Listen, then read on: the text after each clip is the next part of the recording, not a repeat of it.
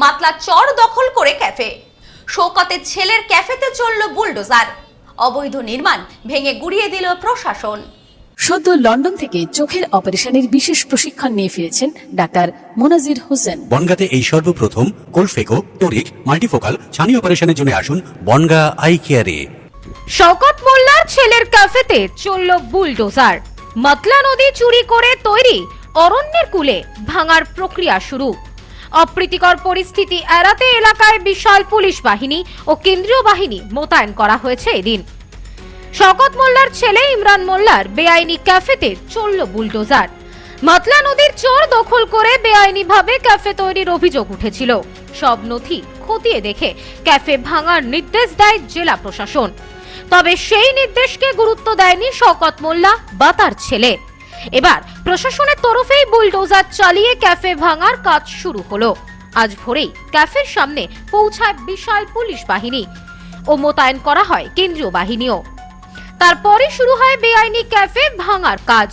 ক্যানিংয়ে পূর্বের প্রাক্তন বিধায়ক তথা তৃণমূল নেতা শওকত মোল্লার গ্রেপ্তারির পর নজরে এসেছিল তার ছেলে ইমরান মোল্লার মালিকানাধীন এই ক্যাফেটেরিয়াটি। এই ক্যাফেটির নাম অরণ্যের কূলে। জানা গিয়েছে বাবা বিধায়ক থাকাকালীন মৌখালী সেতু সংলগ্ন এলাকায় রাস্তার ওপরেই মাতলা নদীর চরের ওপর এই ক্যাফে তৈরি করেছিলেন ছেলে ইমরান। নিয়মের তোয়াক্কা না করে দিব্যি চলছিল ব্যবসা, কিন্তু পালা বদলের পর বদলে যায় সেই সব হিসেব। ভাঙড় বিস্ফোরণ কাণ্ডে এনআইএর হাতে ভাঙড়ের পরাজিত তৃণমূল প্রার্থী শওকত মোল্লা গ্রেপ্তার হন। এই ঘটনা তদন্ত করতে গিয়ে নজরে পড়ে তার ছেলের বেআইনি ক্যাফের বিষয়টি। দিন কয়েক আগেই প্রশাসনের তরফে নোটিশ দিয়ে জানিয়ে দেওয়া হয়েছিল 29 তারিখের মধ্যে ভেঙে ফেলতে হবে ক্যাফেটি, তা না হলে প্রশাসনই বুলডোজার চালাবে। প্রশাসনের নির্দেশের পর দেখা যায় ওই ক্যাফে থেকে জিনিসপত্র সরিয়ে নিয়ে যাওয়া হচ্ছে, কিন্তু নির্দিষ্ট সময় পেরিয়ে গেলেও ক্যাফে ভাঙা হয়নি। তাই প্রশাসনের তরফে ওই ক্যাফে ভাঙার কাজ শুরু হয় আজ। অপ্রীতিকর পরিস্থিতি এড়াতে এলাকায় মোতায়েন করা হয়েছে বিশাল পুলিশ বাহিনী ও কেন্দ্রীয় বাহিনী। ঘটনাস্থলে উপস্থিত রয়েছেন ক্যানিং মহকুমার পুলিশ আধিকারিক ও জীবনতলা থানার পুলিশ আধিকারিকরা। পাশাপাশি জীবনতলার যে রাস্তায় এতদিন দাপটের সঙ্গে ঘুরে বেরিয়েছিলেন শওকত মোল্লা, সেই রাস্তায় আজ শওকত মোল্লাকে হাঁটাচ্ছে পুলিশ। পাশে গান বাজছে মাতচোর মাতচোর শওকত মাতচোর। জীবনতলা বাজারে সেই ছবি ধরা পড়ল আমাদের ক্যামেরায়। এটা জনগণের তৎপরতা, জনগণের এটা রোষের শিকার হয়েছে প্রশাসন।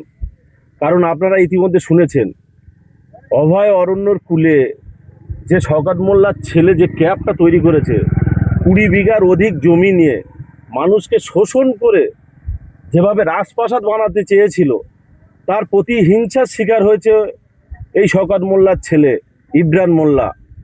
আজকের মানুষ 4ঠা মের পরে একটু শুদ্ধ বাতাস নেওয়ার চেষ্টা করছে। আপনারা ইতিপূর্বে শুনেছেন যেভাবে মানুষকে কণ্ঠ রোধ করার চেষ্টা করেছিল এই 15 বছরের সরকার তথা তৃণমূল কংগ্রেসের সরকার, তার সৈনিক হিসাবে কাজ করেছিল এই শওকত মোল্লা, যিনি ক্যানিং পূর্বটাকে একেবারে কোনো মানুষের অধিকারকে হরণ করেছিল, কোনো মানুষকে কথা বলার কণ্ঠ রোধকে গোলার টিপে হরণ করেছিল। ব্যুরো রিপোর্ট, নিউজ নোম্যান্সল্যান্ড, ভাঙড়। নিউ পিসি জুয়েলার্স, সম্পর্ক গড়ে দেয়। বনগাঁতে আমাদের 3টি শোরুম প্রতিদিনই খোলা। নিউ পিসি জুয়েলার্স, বনগাঁ বাটার মোড়। New PC jewellers branch Kumudin স্কুলের বিপরীতে। New PC jewellers beauty, Matiganj, Hatkhola. আমাদের এখানে সোনা কিনুন পেপারের দামে।